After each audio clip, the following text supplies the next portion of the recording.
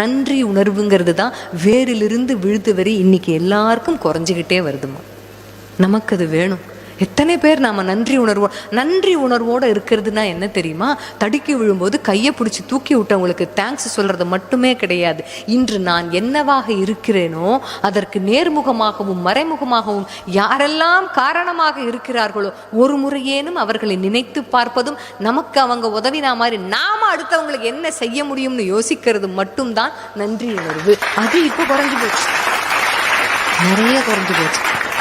ஒருத்தர்கிட்ட உதவி வாங்குற வரைக்கும் நம்மளுடைய முகம் இருக்கே, அது ஒரு விதமான முகம், முகமூடிகள் நிறைந்த முகம். இது எந்த மாதிரி பேசுவோம் தெரியுமா? இவங்களால ஒரு உதவி ஆணும்னா பாலும் தெளிதேனும் பாகும் பருப்பும் எல்லாத்தையும் கலந்து பேசுவோம் வார்த்தையில்.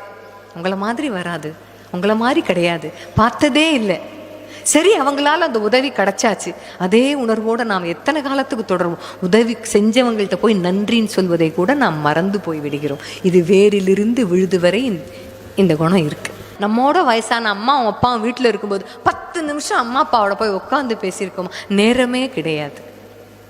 நன்றி உணர்வுங்கிறது அங்கே இல்லாமல் போச்சு. நேரம் இல்லை, பிஸியாக இருக்கேன், வேலைன்னு குடும்பத்துக்காக தானே ஓடுறேன். குடும்பத்தோட 10 நிமிஷம் செலவழிக்க முடியாத வேலை எதுக்கு? அது யாராக இருந்தாலும் சரி. அப்புறம் அப்பாவோ அம்மாவோ காலமாக்கி போய் படமாக மாட்டினதுக்கு அப்புறம் என்ன சொல்லுவோம்? ஒரு 10 நிமிஷம் இப்போ எங்கள் அப்பா வந்தால் நான் பேசுவேன். யாருக்குமே கிடைக்காது, யாருக்குமே கிடைக்காது.